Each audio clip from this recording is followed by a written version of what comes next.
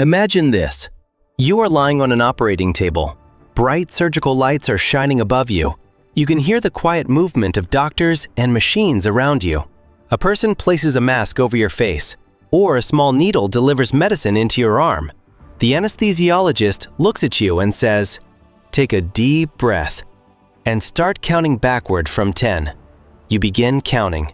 10, 9, 8, 7, and then suddenly, everything disappears. Not like falling asleep, not like closing your eyes at night. There is no dream, no feeling of time passing, and no memory of what happens next. Then, in what feels like the very next second, someone is calling your name and telling you, the surgery is over. But when you look at the clock, hours have passed. Your body has gone through a major medical procedure, yet your mind experienced absolutely nothing. So the question is, where did you actually go during anesthesia? Did your consciousness travel somewhere? Did your brain simply shut down? Or did you briefly disappear from your own experience of reality? This mystery is one of the strangest questions in modern neuroscience, because anesthesia doesn't just make you unconscious, it reveals how mysterious consciousness truly is. Most people think anesthesia is just a powerful version of sleep. We imagine the brain simply turns off like a computer going into sleep mode, but the reality is much more fascinating. Natural sleep and anesthesia are two completely different states. When you sleep at night, your brain is still active. It moves through different stages, processes memories, creates dreams, and continues monitoring the world around you. A loud sound, a touch, or an emergency can still wake you up because your brain maintains a connection with your surroundings. General anesthesia works differently. Instead of creating normal sleep, it changes the way different parts of the brain communicate with each other. The brain is not simply becoming quiet, it is losing the ability to create one connected, conscious experience. Think of your brain like a massive team working together. Every part has a job, but they need to communicate to create the person you feel yourself to be. Under anesthesia, those communication lines become disrupted. Individual parts of the brain may still show activity, but they are no longer working together in the same way. And when the brain cannot combine information into a single experience, the feeling of being aware disappears. This is why anesthesia is so different from ordinary sleep.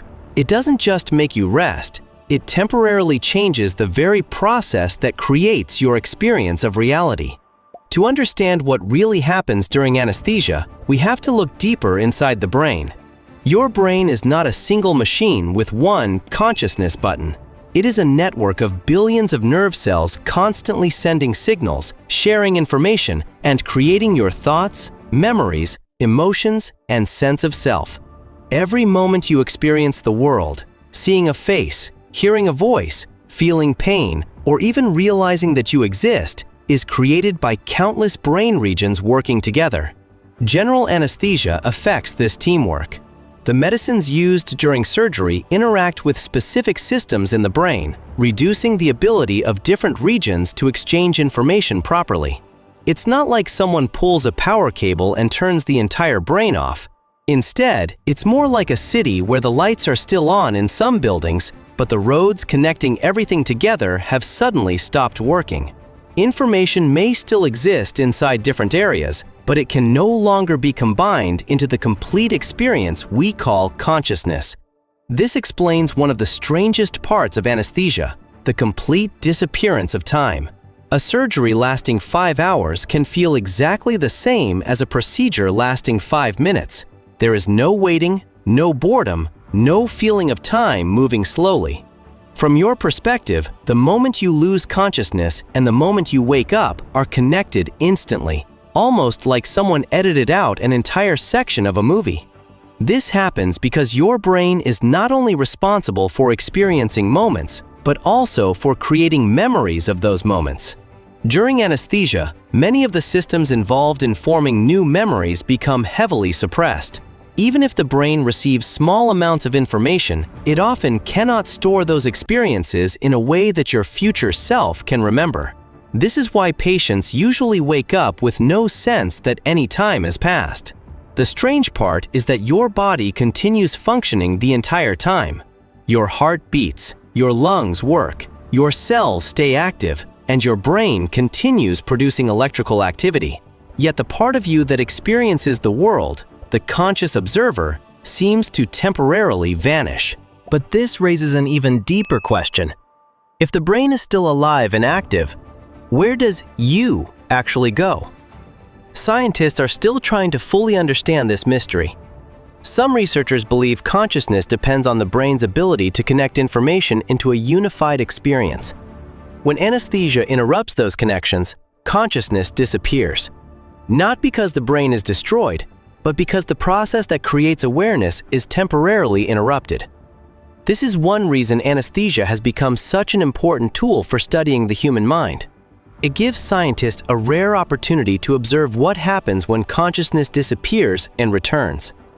Unlike sleep, where the brain naturally moves through different stages, anesthesia creates a controlled state where researchers can study the boundaries between being aware and being completely unaware.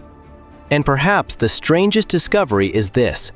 When you are under anesthesia, you don't experience darkness. You don't experience emptiness. You don't experience anything at all. There is simply no you present to notice the absence. But the mystery of anesthesia becomes even more fascinating when we look at the rare cases where the brain does not completely disconnect. This phenomenon is known as anesthesia awareness, where a patient may regain some level of awareness during a procedure despite being under anesthesia. It is extremely uncommon, but it reveals something important about how consciousness works. Being unconscious, unable to move, and unable to feel pain are not controlled by just one single system in the brain. They are separate processes that doctors carefully manage using different medications.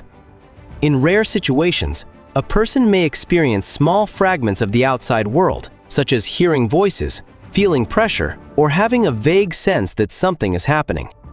Modern anesthesia techniques and advanced monitoring have made these situations much less common, but they remind scientists that consciousness is not a simple switch that turns on and off. It is a complex combination of many different systems working together. Every surgery is a carefully controlled balance between removing awareness, preventing pain, and allowing the body to safely heal. Then comes the most fascinating moment of all, the return of consciousness. Waking up from anesthesia is not like turning on a light. It is more like a city slowly coming back to life after a blackout. Different parts of the brain restart their communication at different speeds. Some abilities return quickly, like basic movement and responding to voices, while others, like clear thinking, memory, and judgment, may take longer. This is why people sometimes say funny or confusing things right after surgery. Their brain is rebuilding the connection between different regions, almost like restarting a complicated system piece by piece. But eventually, the communication returns. The brain reconnects the information, memories begin forming again, and the feeling of being yourself comes back. And this brings us to the biggest question behind anesthesia. When you were unconscious, did you actually go anywhere? The answer depends on how we understand consciousness itself. Scientists still debate exactly what creates the feeling of being a person, but one thing is becoming clearer. The experience of you is not created by a single part of the brain. It emerges from a powerful network of connections working together every second. When anesthesia interrupts that network, your experience disappears. Not because your body stops working, not because your brain completely shuts down, but because the process that creates your conscious world is temporarily paused. Think about that for a moment. Every day you wake up, see the world, remember your past, and feel like the same person you were yesterday. You rarely stop to question how incredible that actually is. Your brain is constantly creating a reality for you, moment by moment. And anesthesia gives us a rare glimpse into what happens when that process is interrupted. For a few hours, the world continues without you experiencing it. Time moves forward, your body continues healing, and life keeps happening around you. But from your perspective, there is no gap at all. Maybe the strangest part of anesthesia is not that you lose consciousness. The strangest part is that you never experience losing it. One moment you are there, and the next moment you are awake again, as if no time passed. It is a reminder that the human mind is still one of the greatest mysteries in the universe. We can explore distant planets, build machines that think, and understand the smallest particles of nature. But the question of where our awareness comes from remains one of science's biggest unanswered questions. So the next time you hear someone say, "I was under anesthesia," remember what that really means. For a brief moment, the brain stopped creating the world you experience. Not a dream, not darkness, not a journey somewhere else. Just a silent pause in the story of you. And then, somehow, the story continued.